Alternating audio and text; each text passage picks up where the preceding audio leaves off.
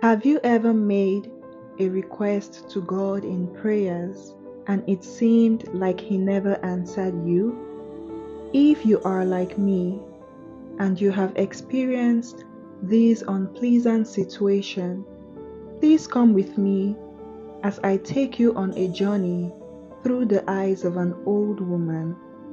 Her story will not only teach you the importance of kindness, it will also help you learn to trust God completely. As humans, it is in our nature to try to control things.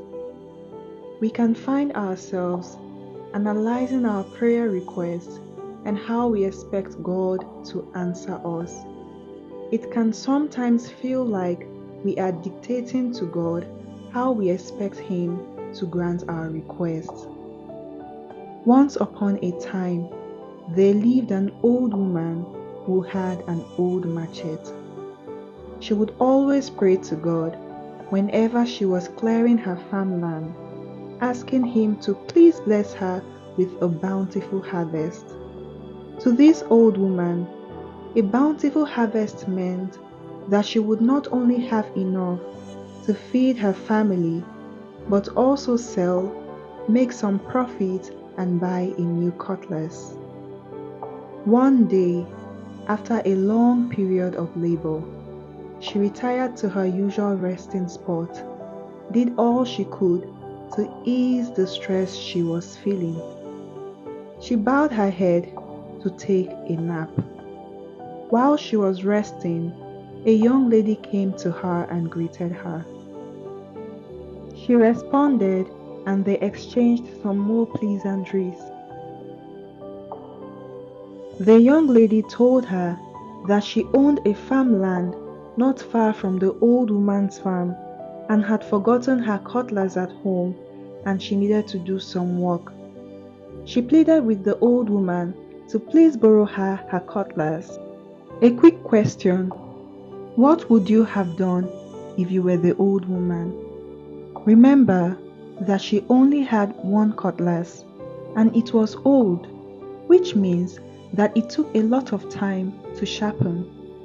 Not to mention that it was a stranger who was asking her for the cutlass, and so may not return her cutlass to her. While you're pondering on your answers, the old woman surprisingly gave the young lady her cutlass after showing her where to return it in case she was already gone. The young lady took it with gratitude and left the old woman's farm. The young lady was excitedly returning the machete when she slipped and it fell into a pit. She reacted in a way that expressed her pain and thought of how she could retrieve the machete. Unfortunately, it was a very deep pit and there was no way for her. The next day, the old woman returned to her farm, searched through the place where she instructed the young woman to keep her machete. Unfortunately, she did not find her machete.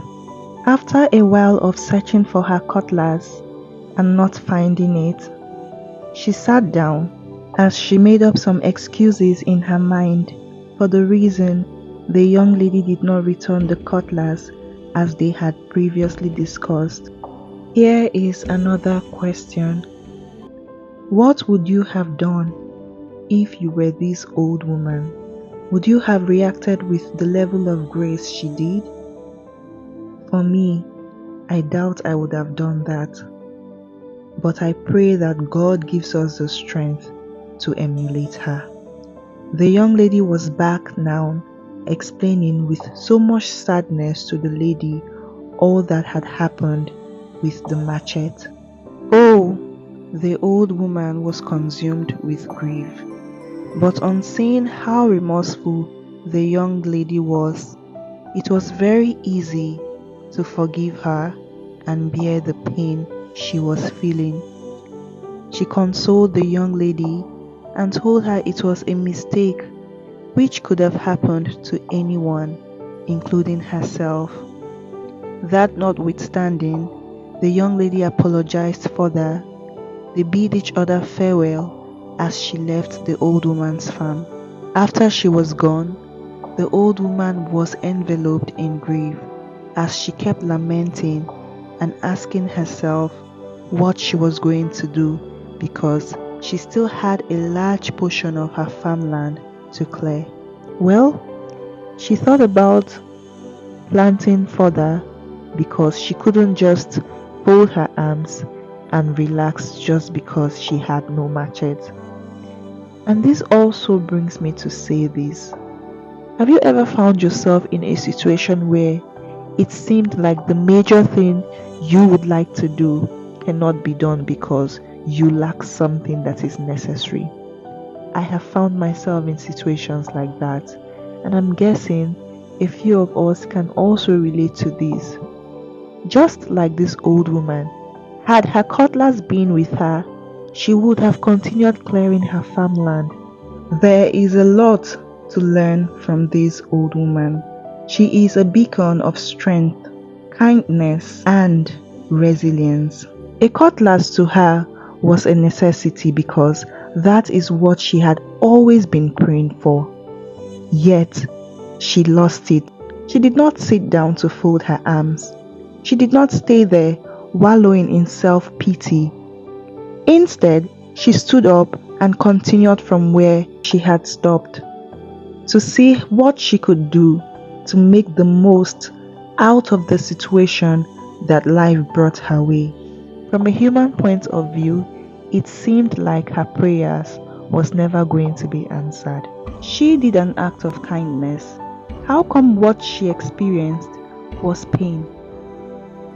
What exactly did she do wrong? Her human mind could not logicalize everything. While she was resting, she sighted the young lady from afar, holding what seemed like a machete. Could this be my machete? She thought, but as the lady came closer, it was clearer to her that the machete in her hand was not hers. After they were done exchanging pleasantries, she expressed herself to the old lady, saying that she had not been able to sleep as she was filled with grief and guilt. She proceeded to tell the old woman she had replaced it, thanked her, and then handed the new cutlass to the old woman, who was filled with so much happiness, shock, and gratitude to God. As she collected the cutlass from the young lady, with no hesitation she fell on her knees, giving thanks to God Almighty for indirectly answering her prayers, and led herself back up, danced around. I mean, if an old lady hasn't danced like this, is she really grateful? After dancing, she returned back to the young lady and thanked her. She was overwhelmed with joy. This was more than a dream come true. As if that was not enough, the young lady took an envelope from her purse, thanked the woman, and handed her a token. One thing I have realized is sometimes God wraps our blessings in a task. For instance, a parent may tell their child, if you want me to buy you this, do well in school, pass your exams, and I promise I am going to get this thing for you. Unlike earthly parents that can come to you and tell you that I will do this for you in exchange for what you're asking, just to encourage good behaviors from their children. God, on the other hand, will not do that. He's not going to come down from heaven and tell you to do this or do that, but He expects that we look at our commandments, read our scriptures, and do the right thing. Personally, there have been times when I have asked God for things, and then there is this delay in His answers. Sometimes I become frustrated, but then I tend to reflect, check my life. What am I doing wrong? What am I doing right? And when I'm very open and honest, I find out that I am not even living in accordance to His scriptures. I find myself entangled in sin. How exactly is God supposed to happily do this for me?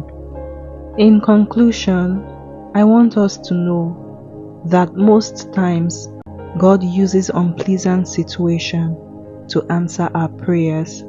And it's in moments like that your faith is developed and strengthened. So count it all joy.